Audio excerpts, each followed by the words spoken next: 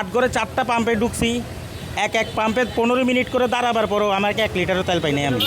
আমারটা হচ্ছে পরিবহন, যাত্রীবাহী পরিবহন। তাহলে আমরা কি করব এখন? টাঙ্গাইল এসে এখন ঢুকাইলাম, টাঙ্গাইল এসে পাম্পে গেলাম, উনি বলছে আমাকে 20 লিটার দিবে, 20 লিটার দিবে, 20 লিটারের উপরে দিবে না। এখন আমি যাব জামালপুর রাস্তায় তো হাওয়া দিল, তো যাতে প্যাসেঞ্জার তো সেটা বুঝবে না তেল আছে কি নাই। তাহলে আমরা কি করব? চট্টগ্রাম থেকে মাল্লা লুট লইছি, মাল যাবো পঞ্চগড়। এই পর্যন্ত ধরুন 6টা পাম্প ঘুরে আমি 60 লিটার তেল পাইছি, আর এই পাম্পে পেলাম 20 লিটার। আমার এই আপডাউনে তেল লাগবো পুরো 180 লিটার, 180 লিটার ডিজেল যাবো। আমি এই পর্যন্ত 80 লিটার ডিজেল পাইছি, এই পাম্পে পেলাম 19 লিটার 97 পয়েন্ট ডিজেল দিচ্ছে আমার। এই গাড়ি নিয়ে বরাদ্দ হলো 200 লিটার ডিজেল। আমার তো মনে হয় তেল থাকতে এই পাম্পওয়ালা তেল দিতেছে না দাম বেশি নেওয়ার জন্য। এই পাম্পে তো পর্যাপ্ত তেল আছে, তারপরে তেল দিচ্ছে না। পাম্প কি শুধু যে গাড়ি রেগুলার তেল নেয় ওই গাড়ির জন্য, নাকি সকল গাড়ির জন্যই? তারা তেল থাকতেও বলতেছে যারা রেগুলার তেল নেয় তাদেরই শুধু তেল দেওয়া হবে, আর কাউকে তেল দেওয়া হবে না। এটা কোন সিস্টেম?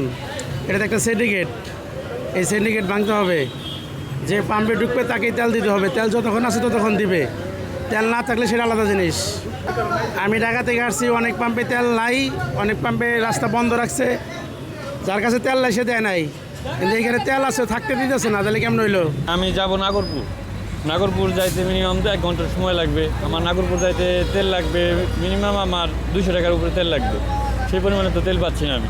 রাস্তায় যাইনি, আমার গাড়ি আসবো যে সেই তেল। নাগরপুর তো বাদ দেয়, টাঙ্গাইলের শেষ সীমানা কিন্তু অনেক দূর। ওই যে ভোগান্তিটা, তাতে দেখা যাচ্ছে যে আমাদের পর্যাপ্ত পরিমাণে তেল না থাকার কারণে অনেকটা ভোগান্তি হতে। নিজে কালকে প্র্যাকটিক্যাল আমি রাস্তাতে 150 টাকা তেল নিচ্ছি, 1 বোতল তেল আমি নিজে মোটর সাইকেল ডাক্তার নিয়ে আসছি।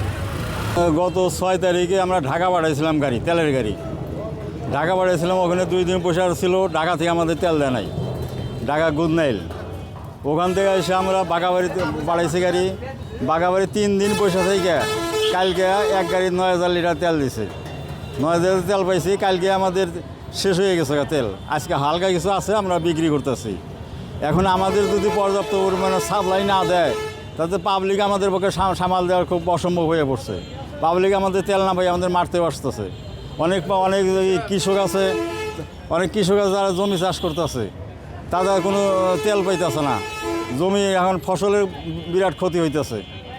টাঙ্গাইলে জ্বালানি তেলের দেখা দিয়েছে তীব্র সংকট। যেখানে অকটেন আছে সেখানে পেট্রোল নেই, যেখানে পেট্রোল আছে সেখানে অকটেন নেই। এছাড়াও কিন্তু ডিজেলও কিন্তু চরম সংকট দেখা দিয়েছে।